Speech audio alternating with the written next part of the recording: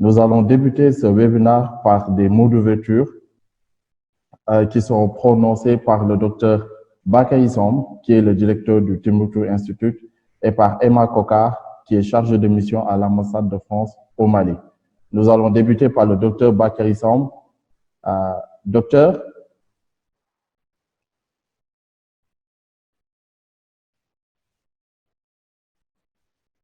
qui doit être à l'aéroport, certainement, puisque justement, il est en partance pour le Mali. Docteur Bakary Samb, si vous nous suivez.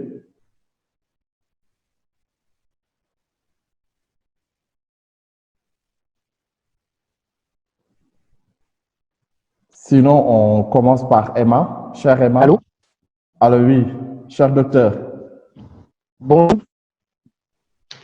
Bonjour, docteur. Oui, bonjour. Bonjour, oui, docteur. oui, bonjour tout le monde. Je voulais merci Ousseynou pour cette présentation et nous remercions encore une fois nos partenaires de l'ambassade de France au Mali qui nous ont accompagnés sur ce fabuleux projet depuis le début et avec la formation des jeunes, la promotion de l'employabilité, la question du numérique. Donc vraiment pour nous c'est un soutien très précieux au regard de ce que nous voulons faire avec les jeunes.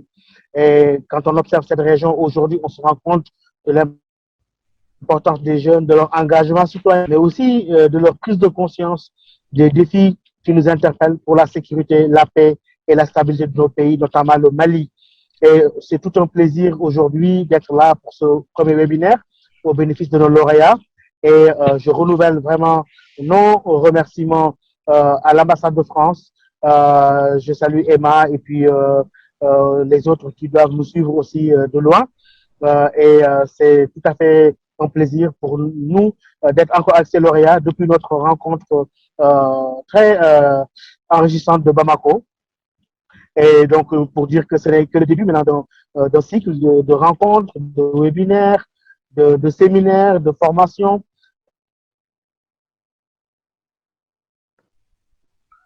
Et avec parfois en présentiel, ça dépend de nous. Tous nous pour cette organisation.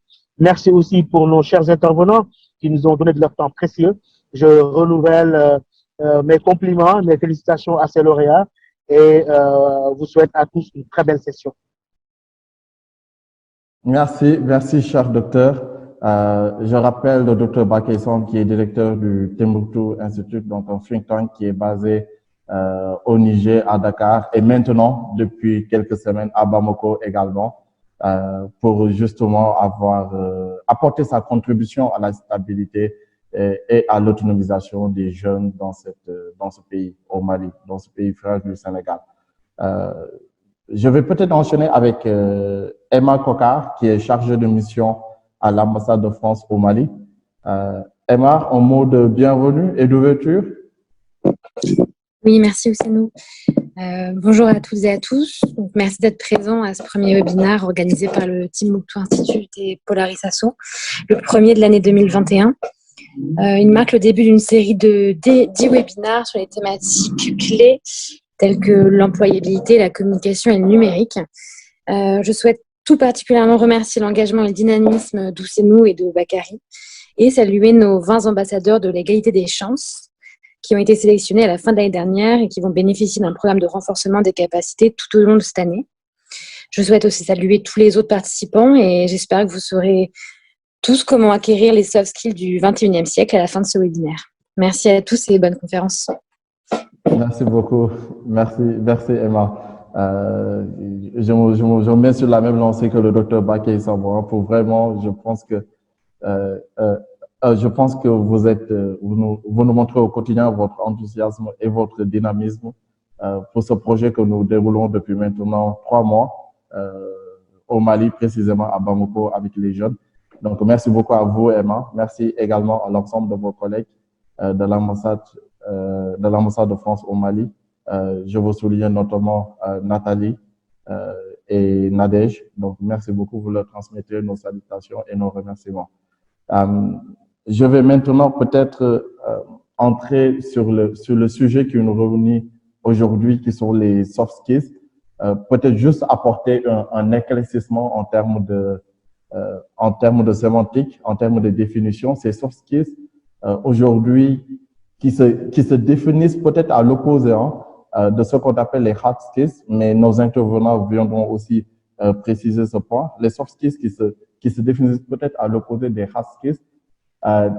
Les hard skills, c'est-à-dire ces compétences techniques que l'on acquiert soit à l'école, soit via divers types de formations, qui sont souvent mesurables, qui sont souvent sanctionnées par des diplômes ou par des certifications, et souvent également qu'on peut voir, qu'on peut regarder à l'œil nu, ces compétences techniques, ce qu'on appelle ces hard skills. Donc, qui s'opposent aux soft skills, qui finalement sont des compétences humaines, sont des qualités humaines, qui ne se voient pas forcément à l'œil nu, qui ne se mesurent pas forcément non plus, et qui souvent ne sont absolument pas du tout sanctionnés de diplômes ou de certifications. Aujourd'hui, ce qu'il faut noter et ce qu'il faut constater, c'est que ni l'une ni l'autre ne suffit. Autant les soft skills que les hard skills ne suffisent à elles seules pour vous garantir l'employabilité, pour vous garantir de décrocher un emploi dans une entreprise, ou même pour vous garantir de réussir dans le cadre de votre projet entrepreneurial. Par contre, leur combinaison forme un duo incontournable et indispensable aujourd'hui à tout jeune, à toute personne pour réussir son insertion professionnelle, voire le succès de son projet entrepreneurial. Et c'est dans ce cadre justement pour décortiquer ces enjeux-là, pour décortiquer ces compétences, mieux les appréhender, mieux les comprendre, mieux mettre des mots sur ces concepts-là de soft skills et de hard skills, que nous avons invité deux personnes qui travaillent au quotidien sur ces sujets. La première, c'est Shamsi Diagne, qui est ancien directeur Afrique du réseau professionnel Viadeo et aujourd'hui cofondateur et CEO de Talento Africa, une des startups africaines classées parmi les 15 startups les plus prometteuses du continent africain. Talento Africa est une startup qui offre des solutions simples, adaptées et accessibles à toutes les entreprises installées en Afrique, aux recruteurs et bien sûr aux chercheurs d'emploi. Shamsi Diagne aura le plaisir de co-animer ce webinaire avec Sandrine Lemar, qui est une franco-sénégalaise qui a d'abord exercé avant d'être coordonnatrice de la Soft Skills Academy, qui a d'abord exercé une quinzaine d'années au sein des ONG, notamment de Endagraph Sahel, et donc de multiples entreprises à vocation sociale. Depuis maintenant 5 ans, Sandrine a rejoint le groupe ISM où elle est enseignante en sociologie au sein du groupe ISM. Et en plus de cette casquette d'enseignante en sociologie, aujourd'hui, elle coordonne la Soft Skills Academy, qui justement est l'institut au sein du groupe ISM qui est chargé de travailler sur le savoir-être des étudiants, sur le savoir-être de ces jeunes qui seront amenés à être sur le marché de l'emploi pour justement décrocher leur premier boulot. Nous sommes très ravis de vous avoir tous les deux, de vous savoir disponibles pour ce webinaire, Shams et Sandrine. Nos remerciements renouvelés et appuyés de la part de Timbuktu Institute, de Polaris Asso, que vous soutenez par ailleurs au quotidien, mais également de l'ambassade de France au Mali. Je vais peut-être commencer ce webinaire par une première question que je vais adresser à Shams Diagne. Shams, tu es un recruteur. Shams, tu es un recruteur et tu parles au quotidien, tu interagis au quotidien avec des recruteurs, avec des recruteurs d'entreprise, mais aussi avec des jeunes.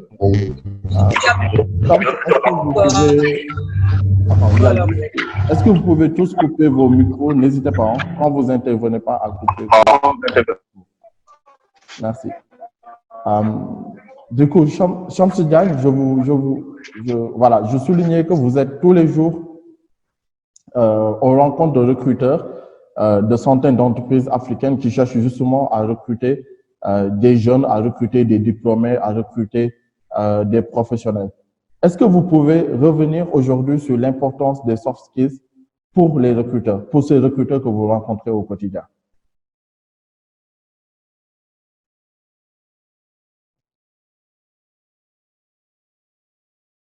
Allô, Shamsi Diagne?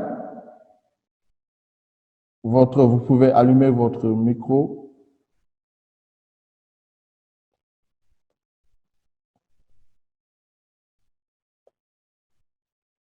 Allô, Shamsi Diagne? Oui, est-ce que vous m'entendez? Oui, ça va, on t'entend. D'accord, très bien. Oui, donc je disais juste un grand merci. Je suis ravi de participer à ce talk. Donc aujourd'hui, peut-être pour donner une perspective par rapport à l'état actuel du marché.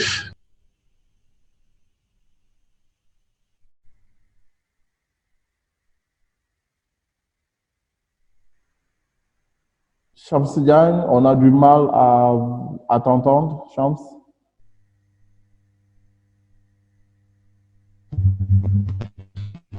Est-ce que là c'est mieux? Oui, c'est mieux. Allez-y.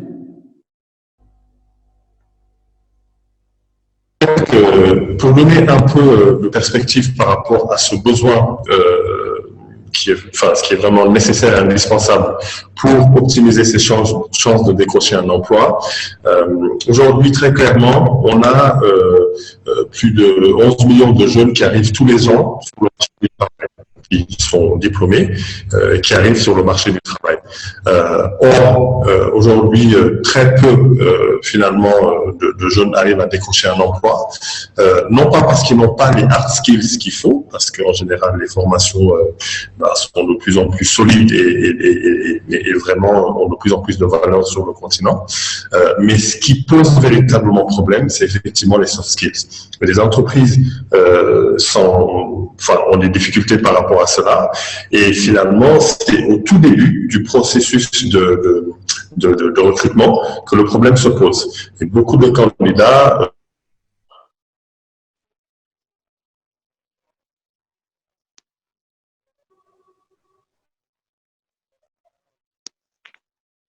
Allô, Shamsi Diagne, on t'a perdu.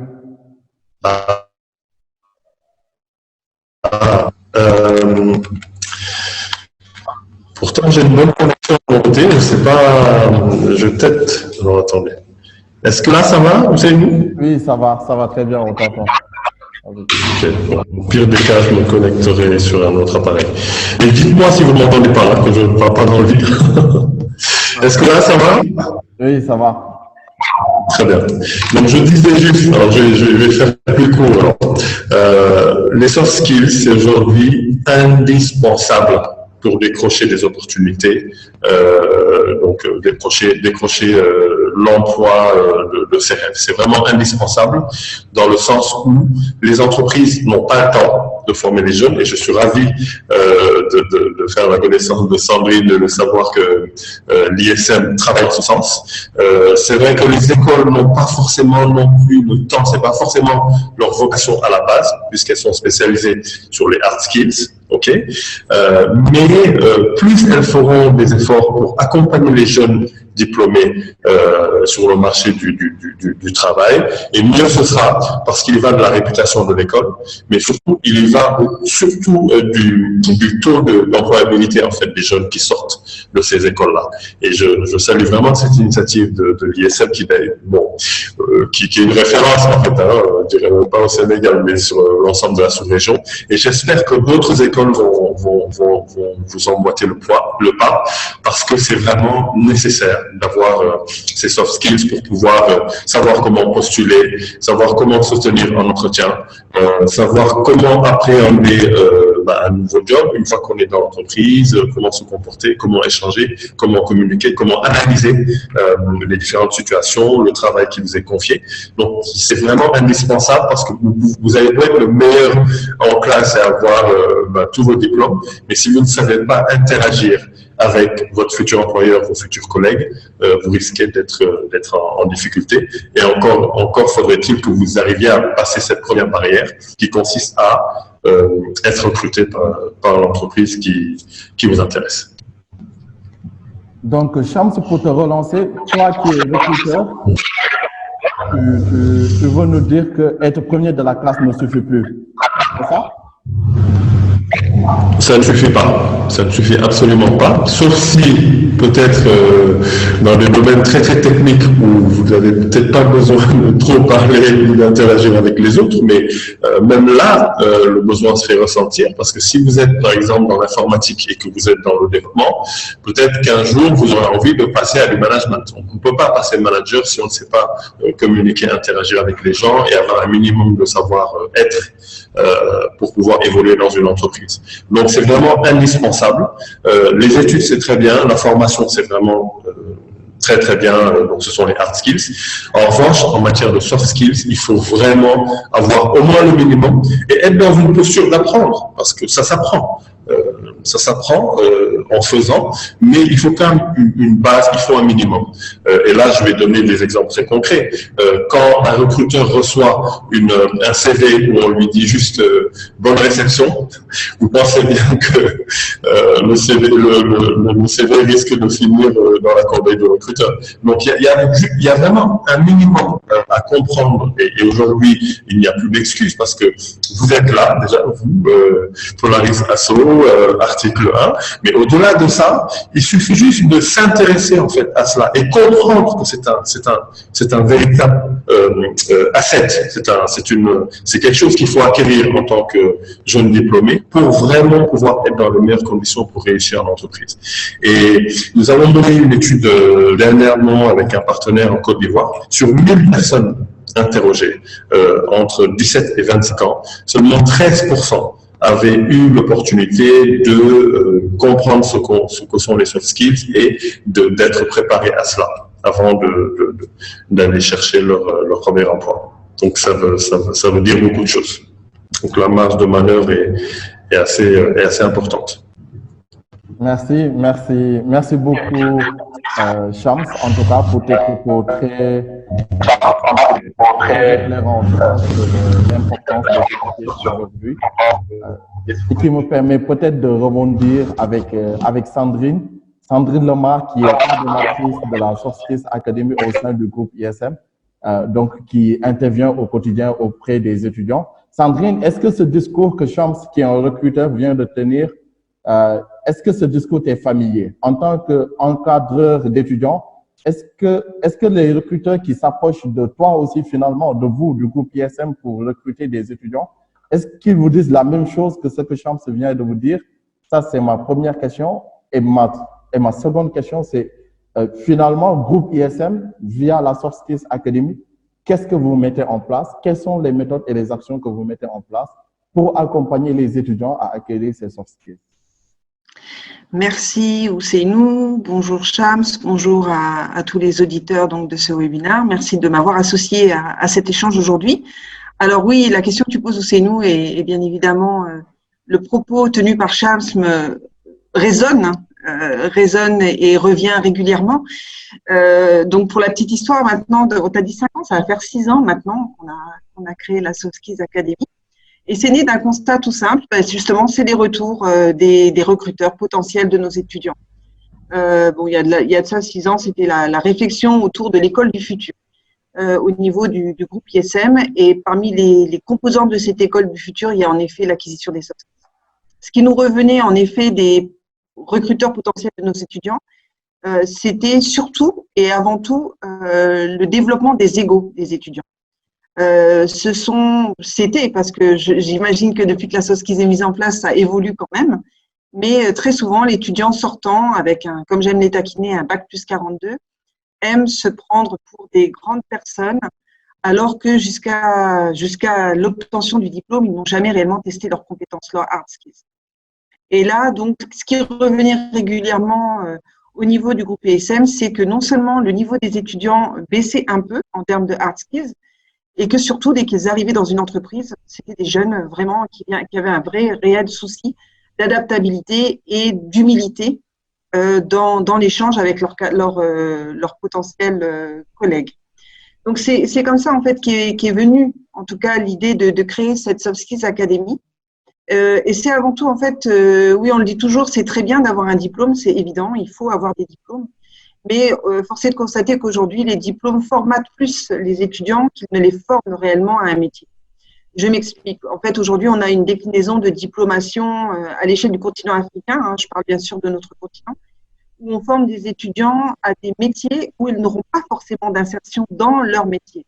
Et on ne prépare pas l'étudiant à saisir le fait que oui, peut-être que tu es formé en comptabilité-gestion, mais peut-être que tu ne seras pas comptable, peut-être que tu seras dans un premier temps assistant du directeur, mais pas du tout sur la comptabilité, sur un autre type de poste. Et en fait, c'est ce mindset-là que les étudiants n'ont pas forcément, parce que très souvent d'ailleurs, ils font des diplômes pour faire des diplômes, mais ils ne font pas des diplômes pour se réaliser eux-mêmes. Et ça, c'est le premier constat que j'ai posé, moi, dans mon expérience de professeur, au-delà même d'être coordinatrice de la soft skills, puisque j'enseigne la sociologie. Et je me rends compte que l'étudiant dans mes cours n'est pas un acteur à part entière de son devenir.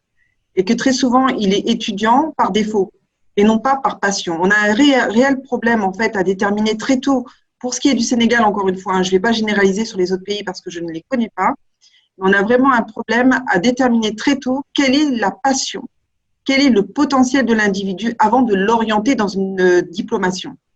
Et donc, très souvent, ce sont des étudiants qui se retrouvent en master, enfin en première année marketing, même au niveau digital, qui font ça vraiment sans réelle passion au départ, juste pour avoir des diplômes. Et quand ils arrivent au moment de s'insérer, d'abord, ils ont beaucoup de mal à avoir accès même à un entretien. Et je leur dis souvent, regardez la difficulté que vous avez à obtenir des stages. Déjà, pour avoir un stage, c'est complexe. Alors, pour avoir un emploi, c'est encore plus compliqué.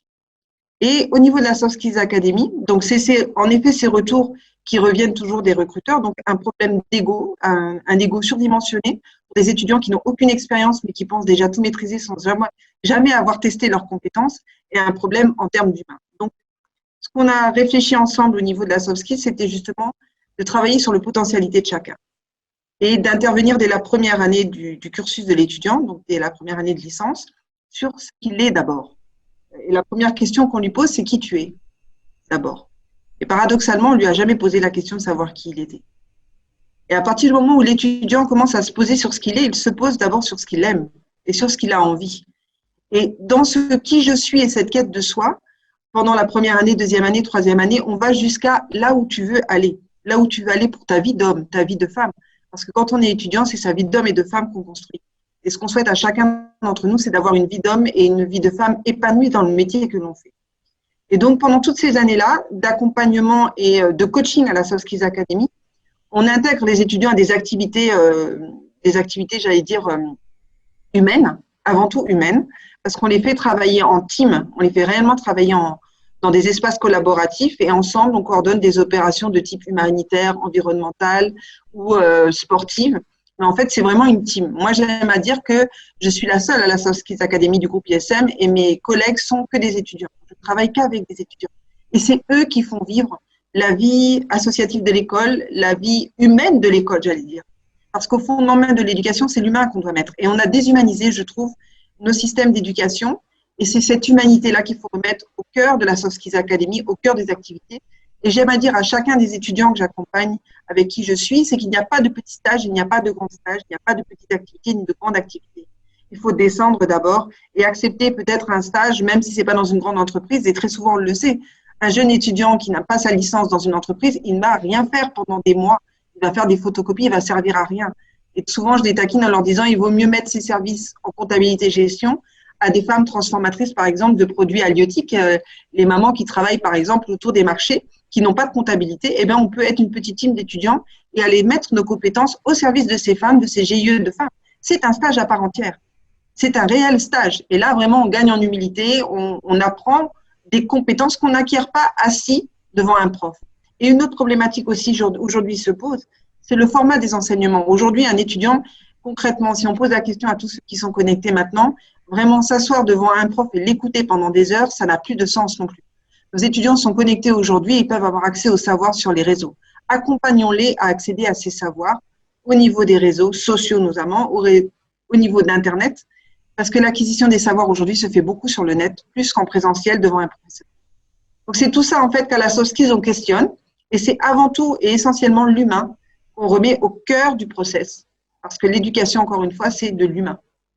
Voilà, Ok. je ne sais pas si j'ai bien répondu. Non, très bien répondu. Et d'ailleurs, ce qui m'a beaucoup intéressé dans ton intervention, Sandrine, c'est que finalement, je comprends que cette démarche d'acquisition des soft skills, le point zéro, le point de départ, c'est se connaître soi-même.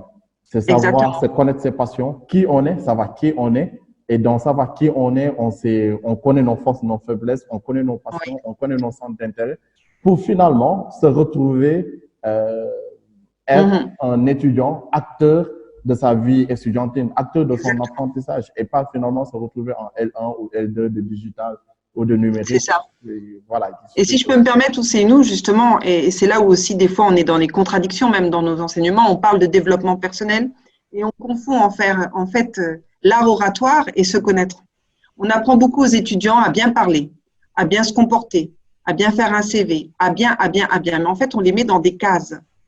C'est-à-dire qu'on les met dans des carcans. On leur dit, voilà, la trame de CV, c'est celle-là. Quand tu vas aller à un entretien, il faut parler comme ça, il faut se tenir comme ça, s'habiller comme ça. Oui, mais moi, par exemple, je suis bègue. Je suis bègue. Comment je fais? On va t'orienter pour cacher ton bégaiement. Alors que non, on peut t'aider justement à avoir une élocution plus stable, mais en aucun cas, on doit cacher ton bégaiement parce que c'est ce qui fait ta particularité. Aujourd'hui, en fait, on semble vouloir formater tout le monde. Et c'est pas ça dont on a besoin dans une entreprise aujourd'hui. Et M. Chams peut-être nous le redira après. On a besoin de flexibilité, on a besoin de personnalité. On n'a pas besoin de personnes formatées. Parce que sinon, on a des cohortes d'étudiants et c'est tous les mêmes. Donc, c'est bien évident que c'est celui qui se distinguera des mêmes qui sera recruté. Si on est tous les mêmes, on n'a pas de goût. Voilà. C'est ça. Du coup, ça me permet de… Merci Sandrine, très intéressant. Ça me permet de relancer Shams. Shams, finalement, les instituts ont besoin d'authenticité, de personnalité également chez les jeunes qui recrutent, chez les employés. Est-ce que ça s'acquiert, ça? Est-ce que cette authenticité, est-ce que ces soft skills s'acquièrent finalement? Et comment on peut faire pour les acquérir?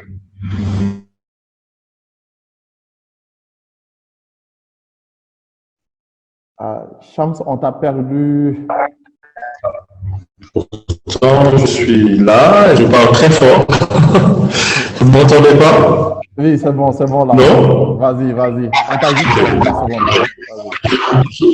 Voilà, je disais en fait que c'est exactement ce que disait Sandrine, c'est-à-dire que faut d'abord commencer par se connaître soi-même et savoir ce qui nous intéresse, savoir également ce qui ne nous intéresse pas, essayer d'identifier les points sur lesquels on est fort, d'accord, et pouvoir s'appuyer dessus pour booster sa carrière, pour faire évoluer sa carrière tout simplement. Et sa carrière, ça démarre par un stage. On commence vraiment à ce niveau-là. Et ensuite, progressivement, on est en entreprise, on se rend compte que ce qu'on fait nous permet de pouvoir évoluer d'une manière ou d'une autre, mais il faut que ce soit en phase avec la personnalité de la.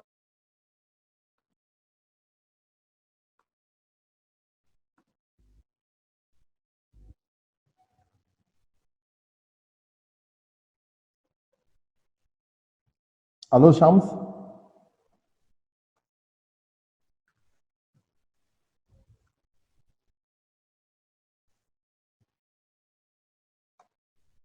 Je vais utiliser le téléphone pour voir si ça passe mieux.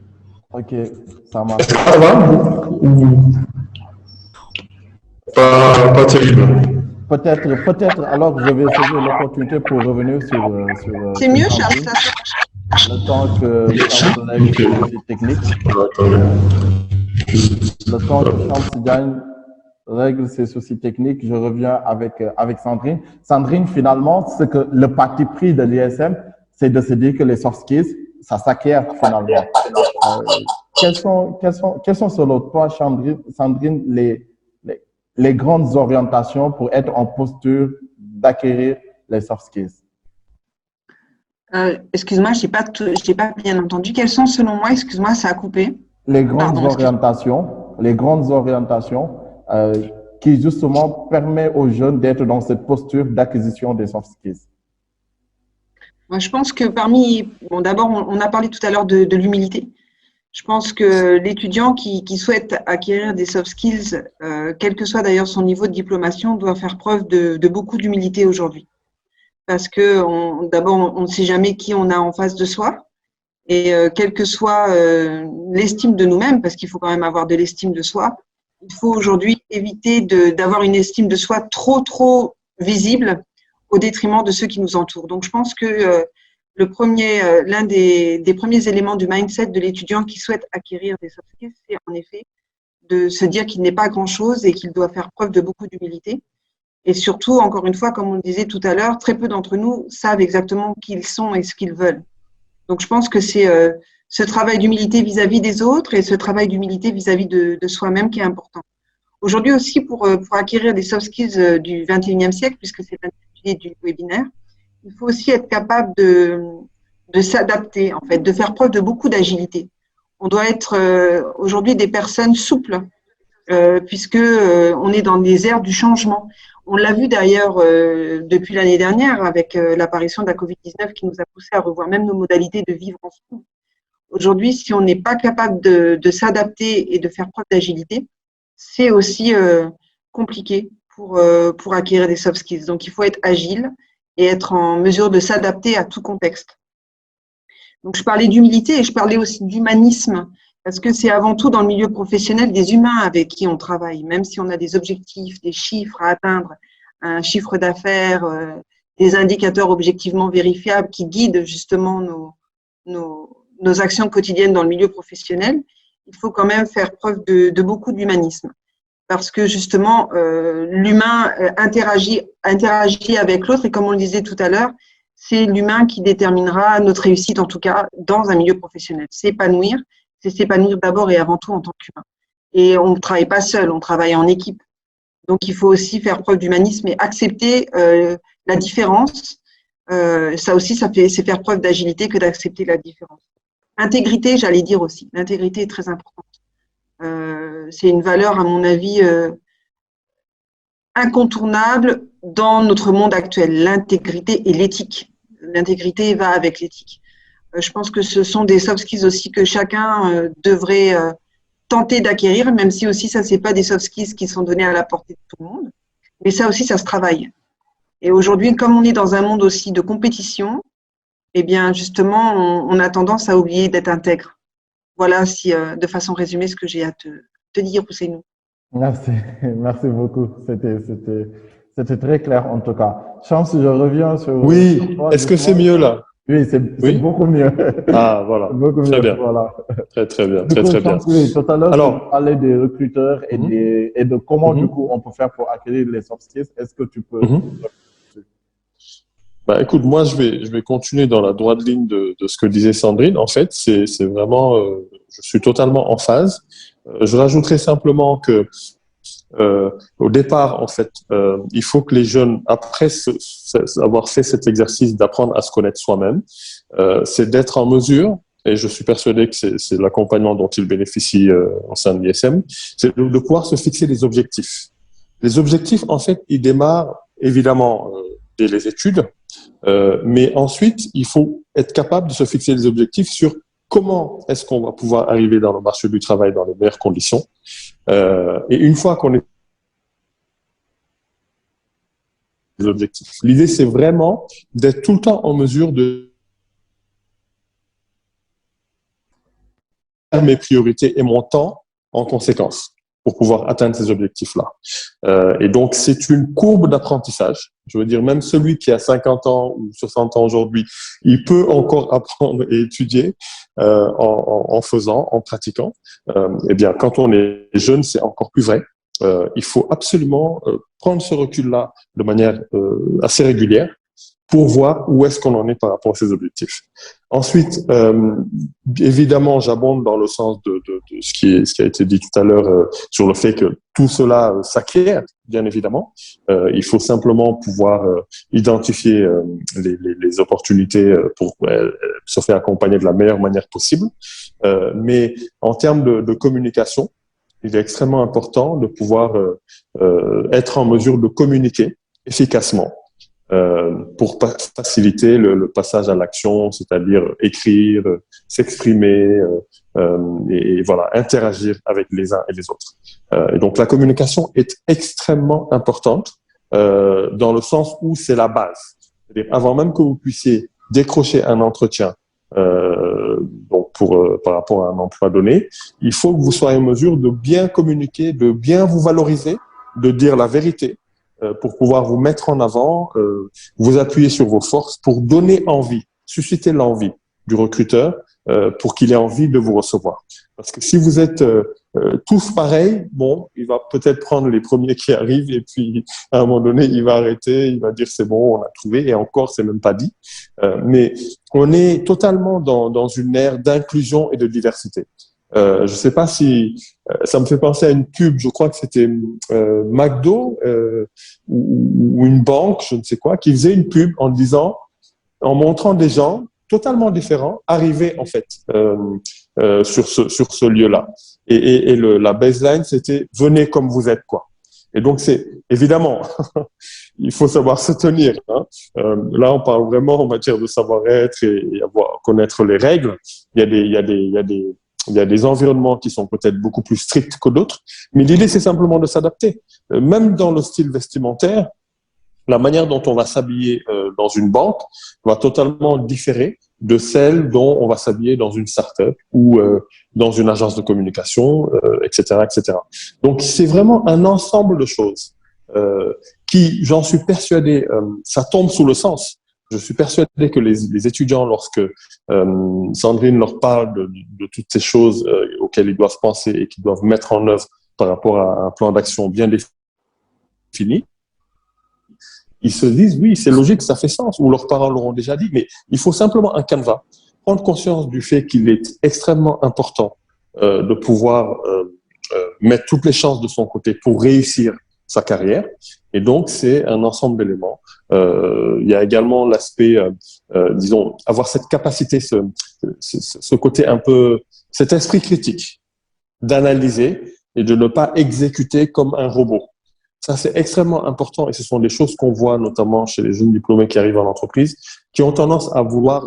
alors là, c'est un peu le contraire de ce que disait Sandrine, parce que certains ont un ego démesuré, effectivement, et peut-être qu'il leur est difficile d'accepter certaines missions, certaines tâches. Mais il y a une catégorie qui a tendance à exécuter simplement sans pour autant essayer de comprendre ce qu'on attend d'eux. Et donc là, c'est vraiment, je pense, voilà, des éléments sur lesquels il faut pouvoir se faire accompagner par des experts de manière à… Il semblerait qu'il y ait un petit souci. Alors, n'hésitez pas à éteindre vos micros. Shams, c'est bon? C'est bon? En mute, yes. D'accord. Oui, donc je parlais de cet esprit critique à pouvoir pousser.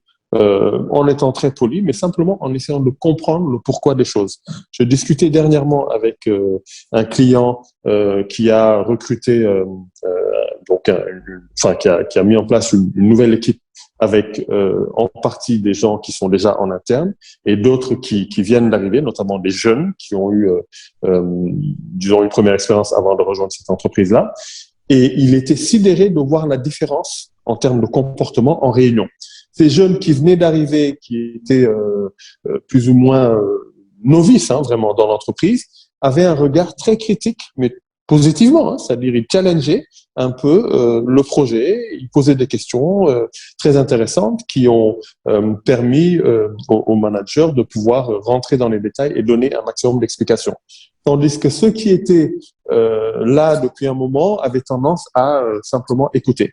Et au sortir de la réunion, aucune question posée par cette catégorie-là. Donc, on voit vraiment l'importance, en fait, d'avoir cette capacité de dire pourquoi je vais en réunion.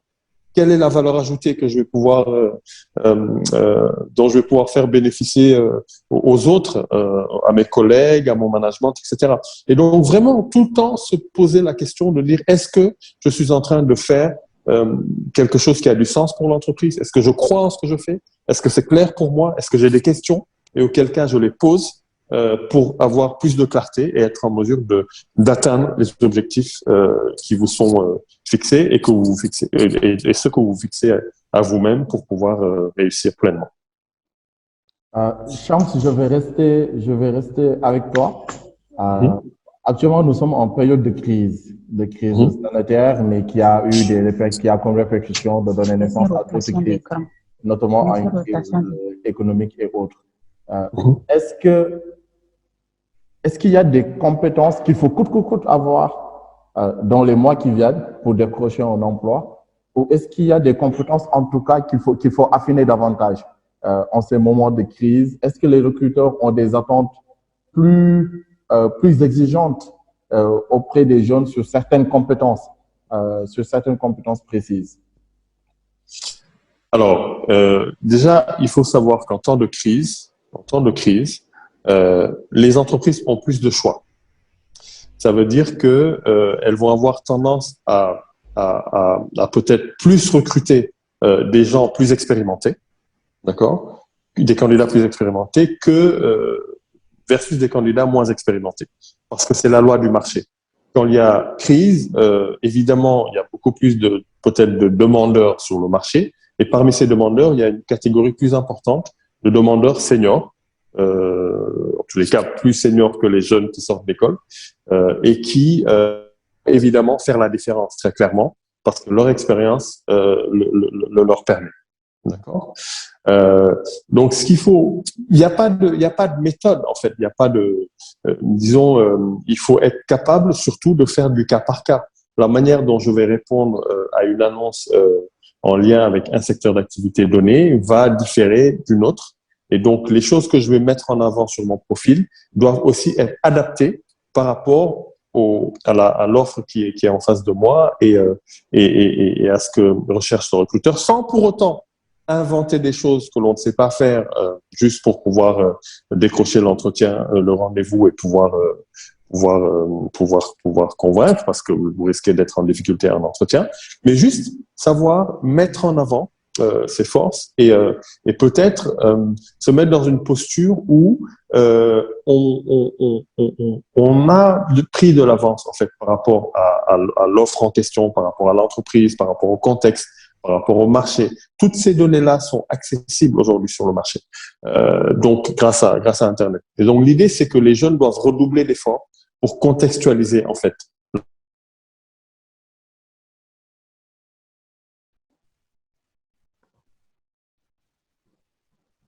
Après, il y a des attitudes, des skills à avoir une fois qu'on est en face du recruteur et de démontrer en fait en fonction du poste. C'est difficile à dire de manière générale comme ça, mais globalement, il y a des éléments, comme je le disais tout à l'heure, tout ce qui est en lien avec comment dire les données.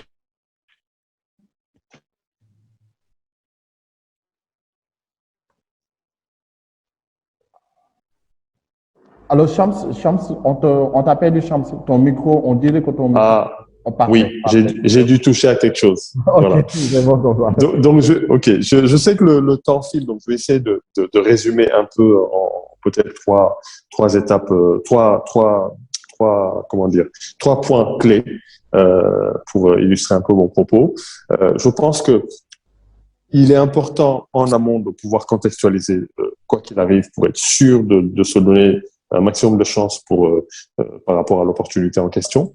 Mais je pense que l'idée de montrer qu'on est très logique et qu'on a cette capacité d'aider l'entreprise dans des domaines peut-être qui sont peut-être plus en phase avec ce qu'on a appris, ce qu'on sait faire et ce qu'on peut apporter versus des candidats qui n'ont pas forcément, par exemple, je prends l'exemple du digital, hein, c'est une véritable force aujourd'hui. Les entreprises ont été très impactées dans le cadre de la crise Covid et tout le monde, là on parle sur Zoom, ça paraît naturel, ça paraît simple, mais ça ne l'est pas pour tout le monde. Les jeunes ont quelque part une appétence par rapport à tout ce qui est digital et c'est une force véritablement sur laquelle ils peuvent s'appuyer pour montrer qu'elles peuvent apporter quelque chose à l'entreprise. D'accord. Il y a la communication, on en a parlé. Il y a l'idée du self-awareness, être capable de tenir une communication claire, ne pas être gêné de dire je ne sais pas. Voilà, je pense que c'est extrêmement important d'être transparent et d'être honnête, mais surtout montrer une motivation, parce que la vraie différence va se jouer sur la motivation. Encore une fois, lorsque on est en période de crise, les entreprises ont encore plus de choix. Si déjà, je vous disais, il y a 11 millions de jeunes qui arrivent sur le marché de l'emploi tous les ans. Donc, en période de crise, c'est encore plus compliqué parce que les entreprises ont dû se séparer d'une partie de leurs salariés, etc. Donc, la compétence est encore plus rude. Voilà. Donc, il faut être dans un esprit de combat pour vraiment arriver à décrocher les opportunités qui se présentent sur le marché. Ok, merci beaucoup, Shams. Et merci pour cette première partie du webinaire. Je prends peut-être le temps de saluer l'ensemble de nos amis qui nous suivent sur les réseaux sociaux, notamment sur Facebook. Vous êtes nombreux à nous suivre dans le cadre de ce webinaire. Déjà, presque une centaine de personnes qui sont connectées et qui sont en train de nous écouter. Je fais un coucou à Mohamed Diarra, également, qui a fait une contribution et qui dit que les enseignements doivent conquérir justement en mettre en évidence les personnalités des apprenants. Donc, je pense que Mohamed s'inscrit en parfaite ligne droite avec ce que Sandrine nous partageait tout à l'heure. Et enfin, avec cette question finalement également de Bénédicte, que je salue au passage, qui a quand même écrit un message et qui demande, est-ce qu'on peut acquérir des soft skills à travers des associations? Pensez-vous qu'on puisse acquérir des soft skills à travers les associations? Aussi bien à Sandrine que Shams. Oui. Bah, écoutez, alors ça c'est Bénédicte, hein, merci pour la question. Il est bien évident qu'à travers les associations, et c'est d'ailleurs l'axe privilégié, moi, des activités que l'on mène à la soft skills, c'est justement s'engager dans les associations. Les associations aujourd'hui, quelles qu'elles soient, en fait, sont des premiers pas dans le milieu professionnel. Puisque dans une association, on coordonne des équipes, on coordonne des opérations terrain, on fait de la comptabilité, on travaille aussi sur les réseaux. Donc, dans une association, quelle qu'elle soit, j'ai vu que Bénédicte parlait du scoutisme. Oui, ça c'est une très, très, très, très bonne école pour apprendre justement à travailler en groupe et justement à acquérir aussi des soft skills, parce que les soft skills sont au cœur même de ces mouvements que sont le scoutisme et autres, hein, même dans tout ce qui est organisation portée par la Croix-Rouge aussi, tout ce qui est Croix-Rouge, voilà, ONG humanitaire et de développement. En tous les cas, c'est de belles expériences professionnelles et ça rentre même dans un CV. Hein. Ça fait partie des expériences que vous pouvez valoriser dans un CV. Voilà. Oui, Shams, peut-être si tu souhaites rebondir sur cette question. Sinon, il y a une autre question qui est venue entre-temps, Shams, et je pense que tu seras bien placé pour y répondre. C'est Khalifa Fall, qui nous dit que justement, en Afrique, on a constaté que les jeunes entrepreneurs, que 80%, Shams, certainement tu connais ce chiffre, hein, que 80% des TPE africaines meurent avant 5 ans.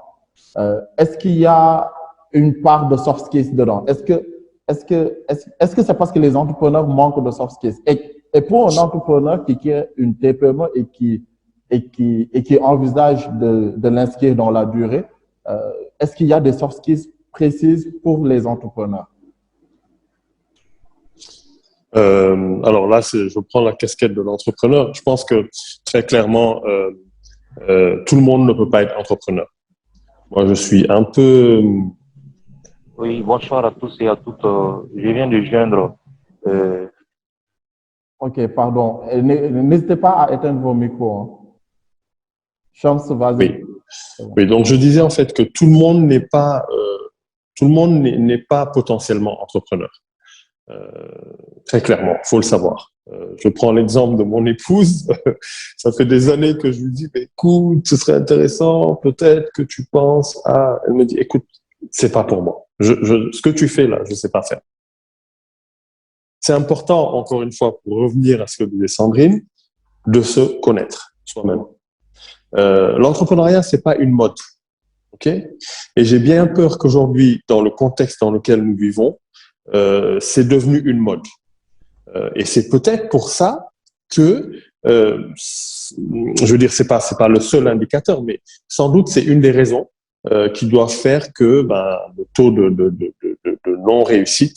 Et encore une fois, comme disait Mandela, hein, je réussis ou j'apprends. Rien n'est perdu. Ce n'est pas un échec en soi, c'est de l'apprentissage. Mais il est important de se connaître et de savoir ce qu'est l'entrepreneuriat avant de se lancer. D'accord. C'est pas quelque chose qui va remplacer un job, un emploi. C'est vraiment une aventure. Bonsoir à tous et à toutes. Maintenant, ma question est de savoir qu'est-ce qui empêche même les jeunes d'entreprendre. Shams, on t'a perdu, désolé. Alors, Monsieur Diallo, n'hésitez pas, on va vous donner la parole tout à l'heure. Comme ça, vous pourrez intervenir, Monsieur Diallo. La parole est à Shams. Shams, peut-être tu peux allumer ton micro. Voilà. Est-ce que là, ça va? Bon, oui, c'est bon. D'accord. Ok. Donc, je disais tout simplement que l'entrepreneuriat, en fait, c'est énormément de résilience. C'est énormément de résilience. C'est un terme qui est devenu très, très courant ces derniers temps dans ce contexte Covid, hein, évidemment. Donc, entreprendre en temps normal, c'est difficile. Mais entreprendre pendant le contexte Covid dans lequel nous sommes dans une sorte de zone d'incertitude où personne ne peut vous dire dans 3 mois, dans 6 mois ce qui va se passer, c'est encore plus difficile. Donc l'entrepreneuriat, je dirais que le soft skills le plus important finalement, c'est d'avoir cette capacité de résilience et de se dire j'entame une aventure qui va être difficile. Donc, c'est être capable de faire face à la difficulté et d'être dans des moments up, très bien. Quand on est up, c'est que tout va bien, on est en pleine forme, mais aussi de pouvoir descendre, mais presque plus bas que terre. D'accord? Et ça, c'est difficile. C'est pas parce qu'aujourd'hui je suis entrepreneur que j'ai la prétention de le dire, mais c'est vraiment du vécu. Et quand je discute avec d'autres entrepreneurs, j'ai l'impression qu'on est tous sur la même longueur d'onde de ce point de vue. Donc, le soft skills principal, c'est vraiment cette capacité de résilience qui, finalement, à mon sens, résume tout. Parce que ça résume la capacité à démarrer de rien du tout, la capacité à tenir sur la durée, la capacité à travailler dur sans gagner d'argent pendant des mois, voire des années. D'accord? Or, ça me semble antinomique par rapport à ce que les jeunes veulent. Les jeunes aujourd'hui, ils veulent gagner tout de suite, vite, et avoir un salaire de directeur ou de top manager. C'est pas comme ça que ça se passe dans tous les cas dans l'entrepreneuriat et encore moins dans l'emploi parce que aujourd'hui les postes sont chers, encore plus chez nous en Afrique. Et donc, il y a tout un parcours à réaliser pour arriver à ça. Donc, il faut être patient et travailler dur pour atteindre ses objectifs. Voilà. Merci, là, ce sont les tripes qui parlent. Merci d'avoir parlé. Merci d'avoir parlé avec autant de conviction et de t'être livré à cœur ouvert aux participants. Mais je veux que tu ailles encore un peu plus loin. Comme j'ai l'occasion de bien te connaître et de travailler au quotidien, est-ce que tu peux nous donner des exemples concrets? Par exemple, Talento Africa. Vous avez comment Talento Africa, la start-up que tu as cofondée, qui a été citée parmi les 15 start-up les plus prometteuses en Afrique, comment Talento Africa a traversé la période de crise? Ça, c'est la question que moi, j'ai envie de te poser en te titillant un peu. Et à côté de ça, il y a aussi une question que Omar Alassane nous a posée. Alassane Omar nous a posé, et je pense que cette question est destinée. C'est, y a-t-il des moyens efficaces en entretien pour évaluer objectivement les soft skills? Et Sandrine, tu as également une question qui a été posée par Broulay Kone Moussa. C'est à la question de savoir qui on est, comment on peut répondre finalement. Peut-être pour reformuler cette question, c'est quelles sont les questions à se poser également pour mieux nous connaître? Quelles sont les 5 questions ou les principales questions à se poser pour mieux nous connaître? Shams, peut-être, on commence par toi sur les 2 questions. Talento Africa et COVID-19, 1 et 2. Comment évaluer pendant un entretien des soft skills? Ok, alors, merci Ousseynou pour cette question qui est très, très d'actualité. Alors, ce qui s'est passé Donc là, je parle de mars 2020. Ok, on a vu nos clients comme ça arriver et nous dire on gèle tous les projets, on n'avance pas, chaque jour, on se réveille et il y a des projets qui sont gelés, des contrats qui sont annulés, etc. Donc, quand on a vu ça et quand on regarde l'actualité, il a fallu prendre les devants et prendre des décisions, une décision en particulier qui a demandé énormément de courage. Et ça, voilà, c'est vraiment, après avoir énormément réfléchi, après avoir consulté, nous avons pris la décision. Je dirais pas, je l'ai pas pris seul parce que c'était avec mes associés. Nous avons pris la décision de dire la vérité en fait à notre équipe et de leur dire que nous traversons une période extrêmement difficile, que si nous voulons si nous voulons survivre, il va falloir faire des sacrifices extrêmement importants. Et donc, nous avons, d'un commun accord avec l'ensemble des salariés de l'entreprise, décidé de diviser l'ensemble des salaires par 2. Okay. Donc, on a divisé les salaires par 2 et on s'est engagé sur un plan de retour à la normale.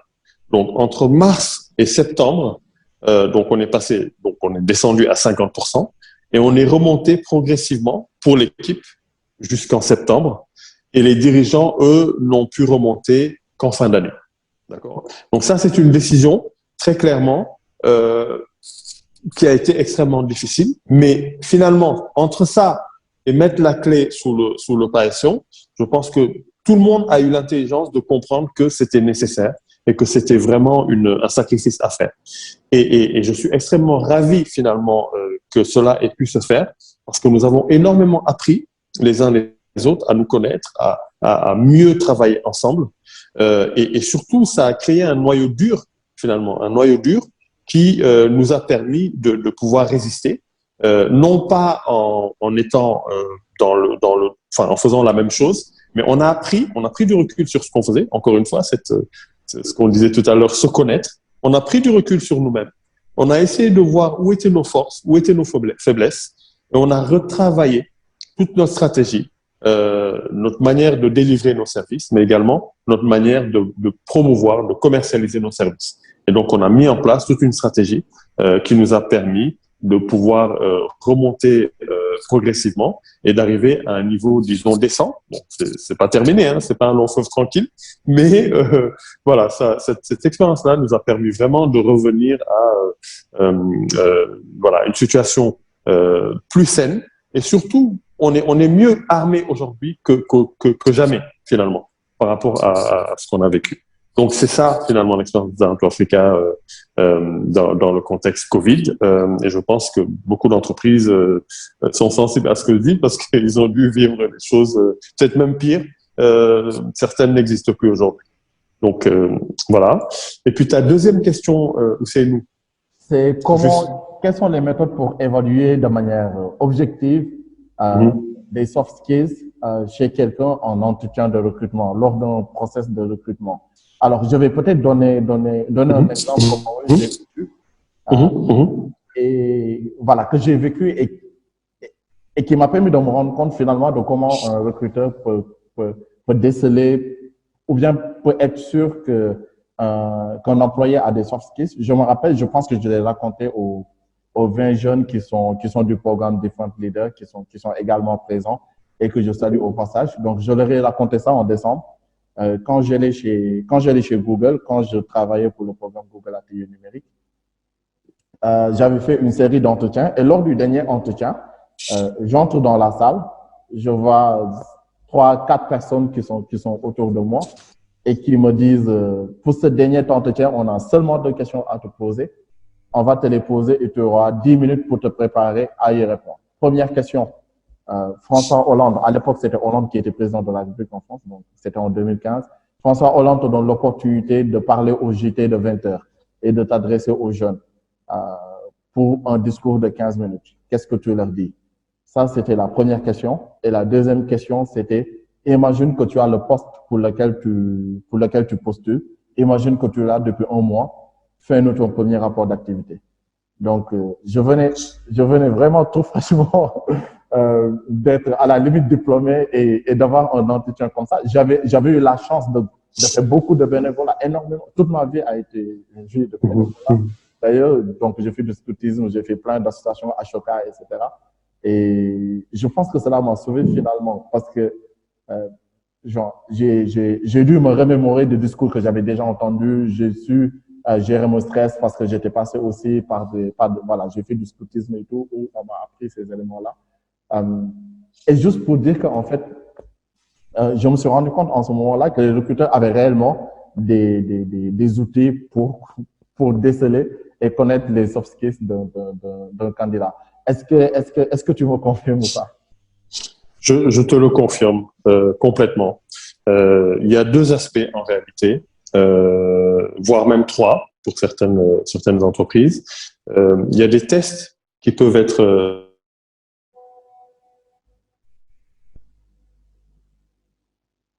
attitude en fonction, enfin vos réponses par rapport aux questions qui vous sont posées.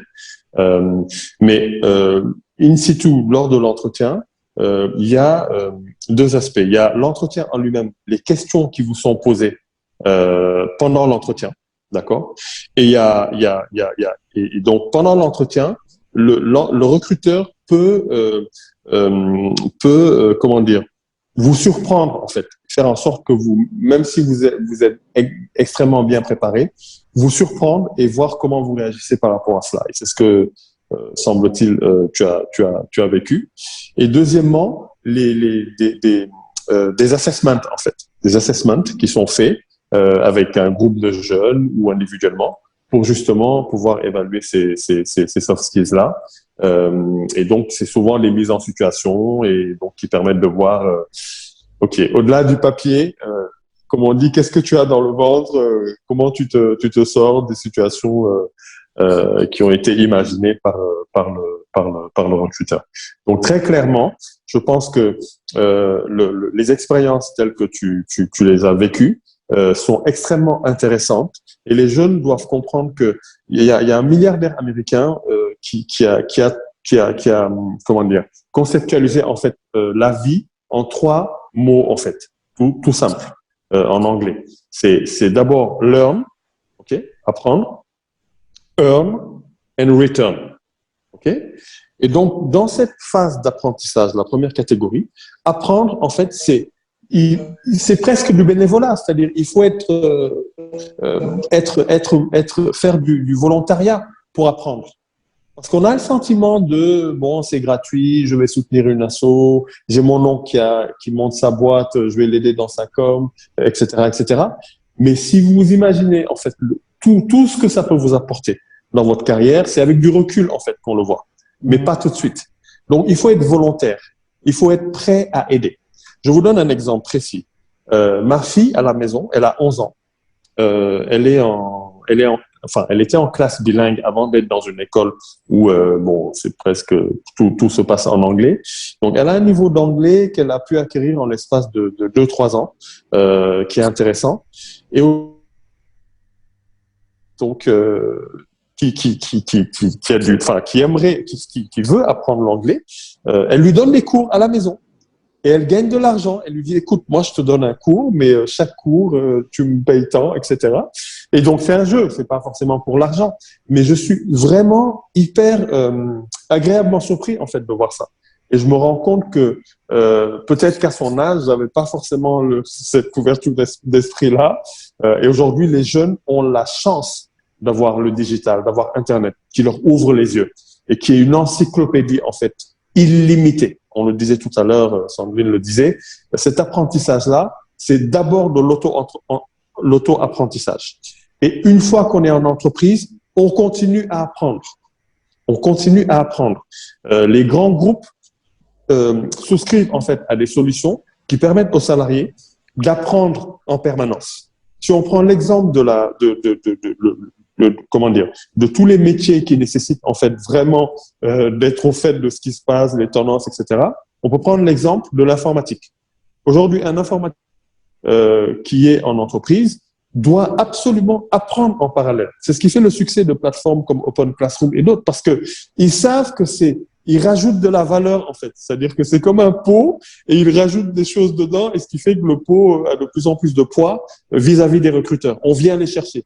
On les sollicite tous les jours parce qu'ils ont une expertise en particulier qui peut les aider à décrocher un nouvel emploi et gagner plus, etc.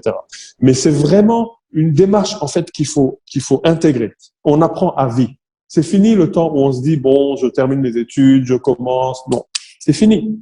Aujourd'hui, en fait, c'est tellement facile d'apprendre depuis son téléphone qu'on peut apprendre n'importe où.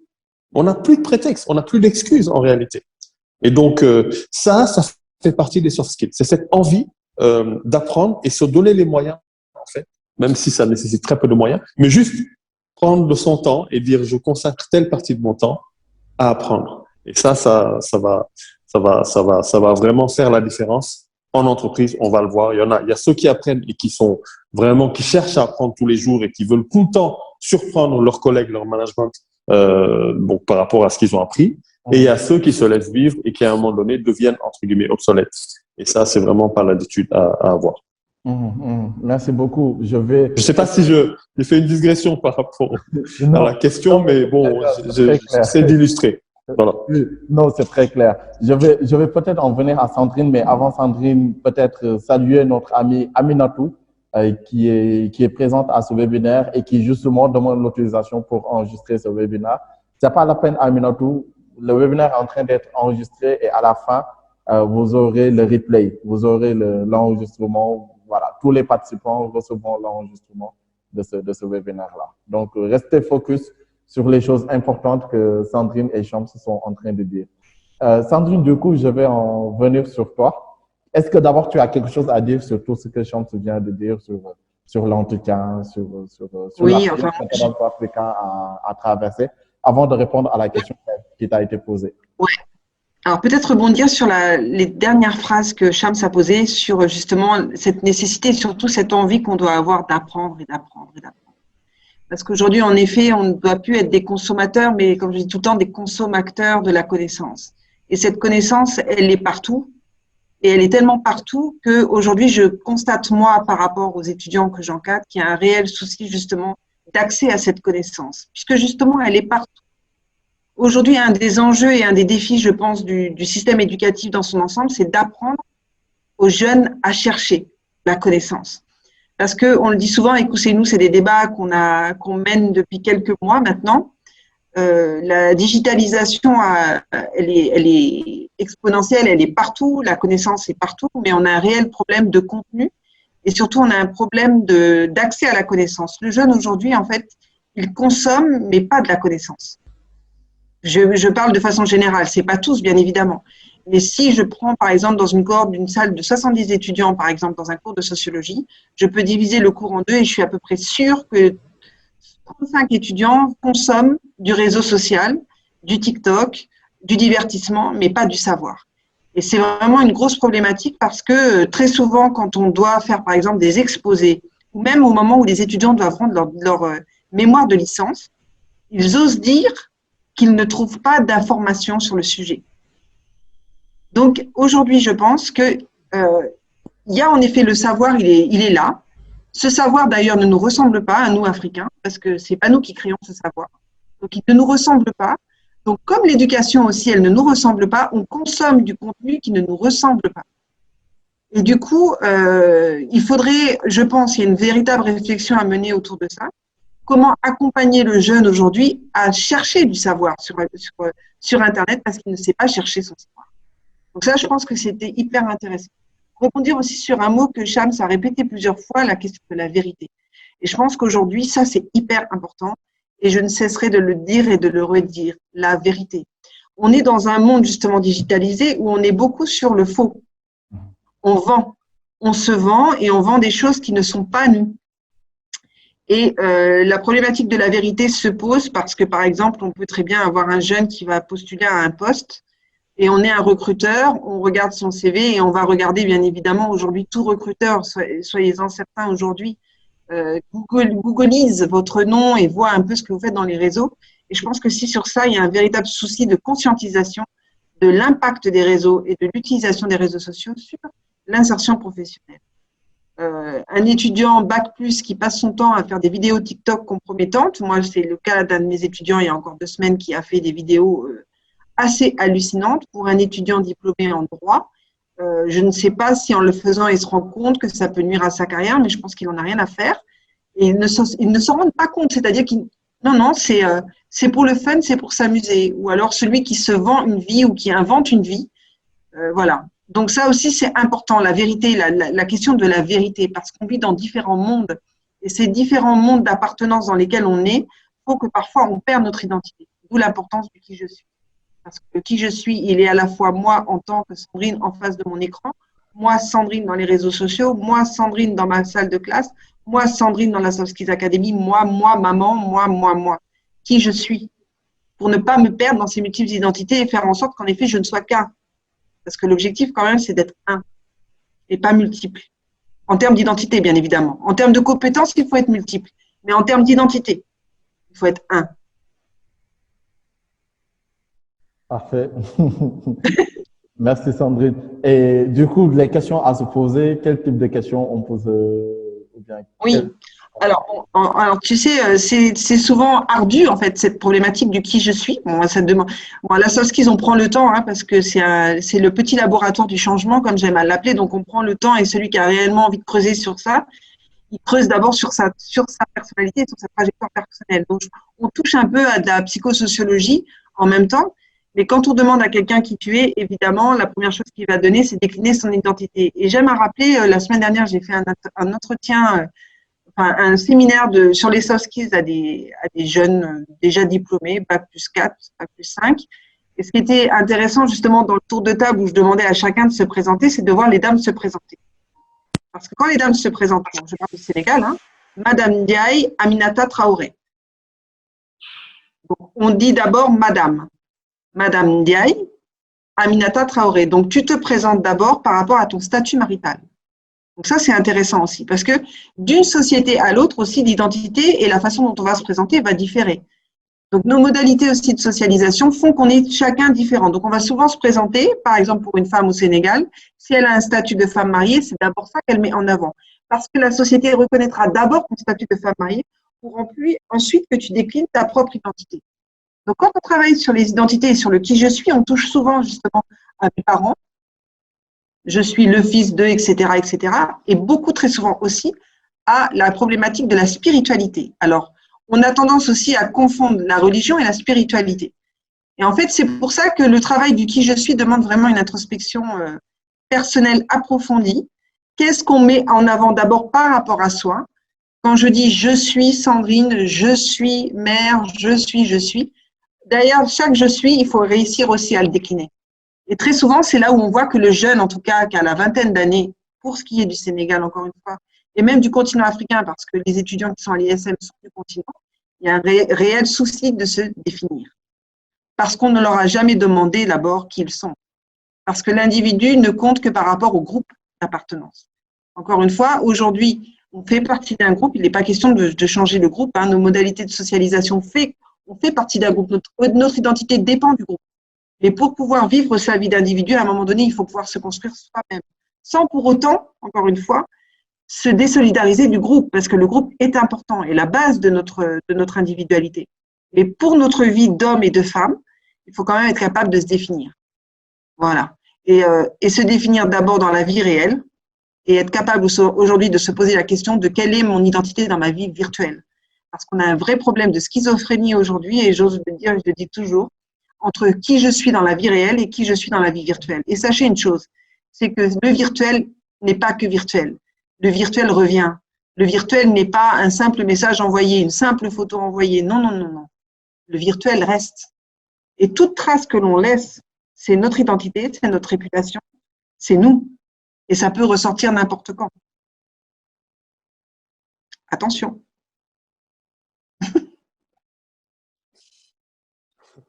Merci. Tout à fait d'accord. Merci Tout à fait d'accord. pour ces points d'attention.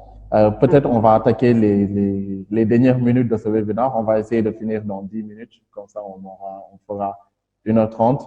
Shams, justement, j'ai envie de te poser cette question sur cette question de e-reputation, de la réputation en ligne aujourd'hui des jeunes. Est-ce que toi, en tant que recruteur et ton équipe de recruteurs qui chaque jour passez votre temps à recruter des gens en Afrique, est-ce que vous regardez les profils réseaux sociaux des candidats à un moment donné du process de recrutement? Est-ce que c'est important pour vous? Comment la personne, la réputation en ligne du candidat, est-ce que c'est important pour vous? Est-ce que c'est important pour Toronto Africa quand il pousse des profils au sein des entreprises? J'ai envie de te poser cette question, Shams. Oui, alors c'est une question très intéressante et un point vraiment crucial que Sandrine a abordé. Hein. Cette notion d'existence virtuelle versus l'existence réelle, physique. C'est extrêmement important. Il faut être cohérent. Et j'ai d'autant plus de choses à dire sur ce point-là que j'ai eu la chance de faire partie du groupe qui a créé le réseau Viadeo, qui est un réseau social professionnel. Donc, le premier en France, qui s'est développé en Europe et également sur les marchés émergents par la suite. Et donc, déjà à l'époque, hein, je parle de ça, je vais prendre quelques années, mais le réseau Viadeo a été lancé en 2005, donc ça remonte un peu. Et déjà à l'époque, quelques temps après, Facebook est arrivé et on a vu qu'il y avait une confusion. Il y avait une véritable confusion parce que les gens se disaient, bon, un réseau, c'est un réseau, donc je peux mettre des choses pro sur Facebook, je peux mettre des choses perso sur Viadeo. Or, c'est justement ce qu'il faut éviter. Je dirais que pour répondre très précisément à ta question, notre premier réflexe, c'est d'aller voir votre profil sur les réseaux professionnels. C'est la première étape. C'est là où on va chercher d'abord, en dehors de chez nous, de nos bases, de nos canaux. On regarde en fait les profils sur les réseaux professionnels. D'accord.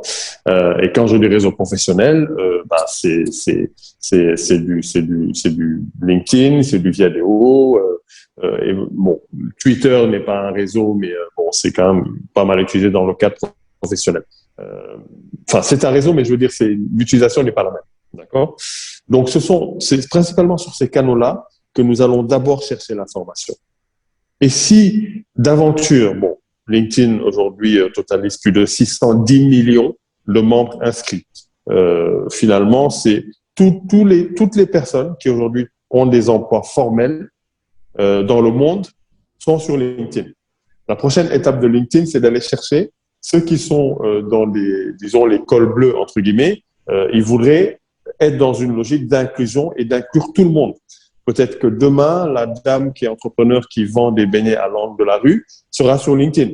Ok, c'est pas le réseau naturel où elle va penser à aller, mais peut-être que dans quelques années, ce type de professionnels-là seront sur cette plateforme. Ok, donc il est extrêmement important de bien maîtriser son image sur ces réseaux-là, parce que ce sont les réseaux par défaut où les recruteurs vont regarder. Et il est également extrêmement important de dissocier le profil, enfin le réseau à usage professionnel du réseau à usage personnel. Et même les réseaux à usage personnel peuvent être scrutés par les recruteurs. Donc, je pense naturellement à Facebook, qui est le plus ancien, mais aujourd'hui, on a d'autres réseaux plus récents comme Instagram, comme TikTok, etc., qui existent et où on peut retrouver des traces, entre guillemets, digitales des gens, des candidats. D'accord? Donc, il est extrêmement important de savoir comment se comporter en ligne parce que ce que disait Sandrine est extrêmement vrai. Aujourd'hui, les entreprises payent des millions de dollars pour essayer de corriger des choses parce que c'est comme une parole, en fait. Une fois qu'elle est sortie, elle est sortie. Et donc, on ne peut pas la récupérer. On ne peut pas rattraper cette parole. D'accord? Si vous dites quelque chose de blessant à quelqu'un ou vous avez une attitude incorrecte, la personne l'a entendu, c'est trop tard. Ok? Donc, peut-être qu'il va falloir du temps pour lui dire, bon, tu sais, c'est dans tel contexte que je te l'ai dit, etc. Et donc, c'est pareil par rapport au digital. D'accord?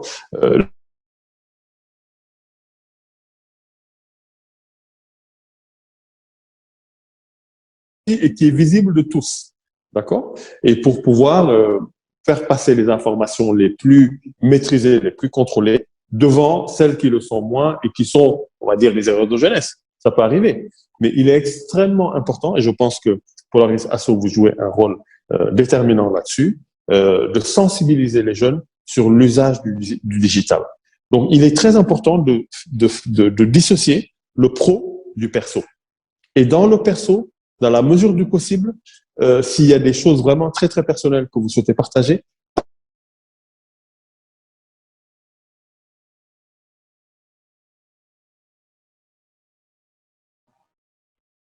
Shams, je vais devoir te faire reprendre cette partie parce que tu disais quelque chose. Shams? Ah, oui. Shams, ça a coupé ou pas? Oui, ah, ça a coupé et tu disais quelque chose de super important. Donc, tu m'excuses de te demander de répéter. Qu'est-ce que tu disais dans la mesure du possible sur la vie perso? Qu'est-ce que tu voulais dire? Alors, non, ce que je disais simplement, c'est que je parlais de cette importance de dissocier le perso du pro. Et de savoir comment se comporter dans un cadre pro versus un cadre personnel. Et même dans le cadre personnel, vous pouvez partager certaines informations sur Facebook qui sont visibles de tous, d'accord? Mais il y a des informations, il y a des images, il y a des messages que vous ne devez partager peut-être que dans un cercle très fermé. Aujourd'hui, la multitude des outils permet justement de pouvoir personnaliser certaines choses. Si vous voulez vraiment être vous avez le sentiment de vouloir partager des choses avec des amis, etc. Mais prenez un outil, un groupe WhatsApp par exemple. Vous savez qui est dans ce groupe et partagez entre vous. Il n'y a pas de problème. Personne ne peut venir entrer dans ce groupe s'il n'y est pas autorisé. Donc, si vous êtes dans un cercle restreint et sûr, bon, vous pouvez vous permettre certaines choses. Et encore, on peut toujours utiliser des choses contre vous, on ne sait jamais dans la vie. Mais voilà, il est vraiment important de savoir ce qu'on fait. Et c'est encore voilà, cette image de la parole qui, une fois qu'elle est prononcée, est difficilement récupérable. Eh bien, c'est exactement pareil par rapport aux réseaux sociaux. Et il faut savoir être très, très pro sur les réseaux pro et se permettre d'être un peu plus souple sur les réseaux privés, personnels. Et cette distinction-là, elle est extrêmement importante. Je vois de temps en temps des choses sur LinkedIn qui n'ont pas à être sur LinkedIn ou sur Viadeo. D'accord? Je le vois. Et ces gens-là ne se rendent pas compte qu'ils se décrédibilisent en faisant ça. Mais malheureusement, c'est certainement parce qu'ils se rendent pas compte que LinkedIn ou Viadeo n'est pas Facebook. Et donc, ils ont exactement la même attitude. Ils postent les mêmes choses. Alors que la dissociation doit se faire à ce niveau-là. Merci beaucoup, cher intervenant. Shams, on va rester avec toi pour ton mot de la fin. Et ensuite, on va aller interroger Sandrine pour son mot de la fin. Et je pense qu'on va donner la parole à Emma Kokar, chargée de mission à l'ambassade de France au Mali, pour conclure ce premier webinaire. Merci à tous les participants. Il y a vraiment beaucoup de questions. Oui, des questions très intéressantes. Nous vous partagerons les profils LinkedIn puisqu'on parlait de LinkedIn, nous vous partagerons les profils LinkedIn de Shams et de Sandrine pour que vous puissiez les suivre et que vous puissiez avoir des actualités, continuer à avoir des conseils. Je sais que Shams, par exemple, publie très régulièrement du contenu très intéressant d'accompagnement à destination des chercheurs d'emploi. Sandrine également donne souvent beaucoup de conseils sur Facebook, sur la page Facebook de la Soft Skills Academy. Donc, nous allons vous partager toutes ces infos-là pour que vous puissiez continuer à être connectés, continuer à avoir l'information utile de la part de Shams et de Sandrine. Shams, ton mot de la fin. Oui, alors, tout simplement, merci. Je suis vraiment ravi de pouvoir partager un peu ce que l'on vit, nous, en tant que recruteurs au quotidien, et toutes les frustrations finalement que l'on a, parce qu'on peut avoir devant nous des candidats vraiment intéressants, qui ont été excellents pendant tout leur parcours scolaire, mais qui malheureusement ne savent pas se tenir ou ne savent pas interagir, communiquer avec le recruteur, qui malheureusement, naturellement, va préférer le candidat qui a les meilleurs soft skills en réalité et surtout qui a la combinaison des hard skills et des soft skills. Donc, j'invite les jeunes, j'invite les étudiants et les futurs jeunes diplômés à s'intéresser aux soft skills et à essayer d'avoir un maximum d'informations par rapport à cela, à harceler l'association Polaris pour pouvoir bénéficier justement de cet accompagnement-là. Et idem, j'aimerais que d'autres écoles puissent emboîter le pas à ce que fait l'ISM, qui a toujours été pionnier et qui a énormément innové depuis sa création, à faire la même chose parce que ce sera beaucoup plus... L'impact se mesurera dans les années à venir, mais je pense que les entreprises qui recrutent ne peuvent être que satisfaites de ce type d'initiative-là et ne peuvent que les encourager. Voilà, pour résumer. Merci encore une fois, Shams. Merci pour ta disponibilité. Merci pour tout le soutien que tu apportes au quotidien à Polaris Association, à nos activités. Voilà. Peut-être Sandrine, ton mot de la fin? Eh bien, je prendrai le même mot que Shams. D'abord, merci. Merci à tout le monde. Merci pour ces interventions de qualité. Merci pour les questions auxquelles on n'a pas pu répondre à toutes, mais on aura en effet l'opportunité d'échanger peut-être via d'autres réseaux, des réseaux professionnels que sont LinkedIn et autres. Moi, j'inviterai en fait tout le monde à aller s'abreuver auprès de Amadou Hampâté-Bâ à l'école du Caméléon. Je vous invite à lire ce texte et à le réfléchir et à le méditer. On a tous des soft skills, on a tous des compétences, mais on doit tous aujourd'hui faire preuve d'adaptabilité. Et j'insisterai, moi, sur la vérité. Je reprends le mot de Shams qu'il a dit plusieurs fois, la vérité, l'authenticité et l'humanisme. Je pense qu'aujourd'hui, c'est de gens humains et intègres dont on a besoin. Là, dans ce monde où on est beaucoup fake, avec des guillemets, hein, on ne sait pas qui est qui, avec qui on parle, qu'est-ce que fait la personne sur les réseaux, on ne sait rien. Donc, sachez qu'aujourd'hui, sans tomber dans la paranoïa, il faut être très vigilant et surtout travailler sur soi. Qui je suis d'ailleurs, qu'est-ce que je veux et là où je veux aller. Et comme le disait Shams tout à l'heure, tout le monde n'est pas entrepreneur. Être entrepreneur, en effet, c'est ne pas dormir. C'est des années et des années de travail sans salaire. Il faut aussi avoir l'humilité de commencer tout petit, devenir grand. Avant de devenir des adultes, rappelez-vous, nous sommes simplement un ovule et un spermatozoïde à la base pour devenir un fœtus avant de devenir un adulte. Dans le milieu professionnel, c'est la même chose. Il faut accepter d'être une toute petite plante. Et cette petite plante, il faut l'arroser, l'arroser, l'arroser. Et l'arroser de savoir et de connaissance. Toujours dans l'humilité. On apprend toujours. On est toujours de grands apprenants. Donc, allez tous à l'école du Caméléon tout à l'heure. Allez regarder ça sur le net. Et on en reparlera peut-être dans un autre webinaire. Merci en tout cas. Merci infiniment, ma chère Sandrine. Également pour ton intervention qui a été extrêmement utile, extrêmement pertinente pour nous. Nos remerciements du fond du cœur au nom de Timbuktu Institute, au nom de l'ambassade de France au Mali. Tout à l'heure, je donnerai la parole à Emma. Et voilà, et en mon nom propre, au nom de Polaris Association, nous vous remercions infiniment d'avoir donné de votre temps pour échanger avec cette centaine de jeunes qui nous ont rejoints aujourd'hui, provenant d'une dizaine de pays. Il y avait des Maliens, bien sûr, il y avait des Sénégalais, des Ivoiriens, des Togolais, des Guinéens qui étaient connectés à ce webinaire. Merci infiniment. Finalement, ce webinaire, c'était aussi un point de rencontre interculturelle entre plusieurs jeunes.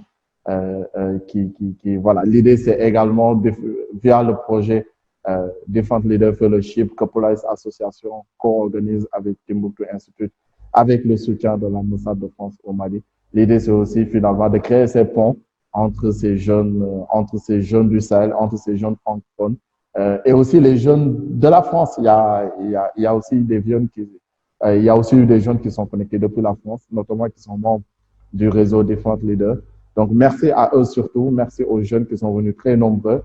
Emma Kokar, je te donne la parole pour conclure cette séance. Merci également à l'ensemble du personnel de l'ambassade de France au Mali pour son soutien à ce projet que nous menons au Mali.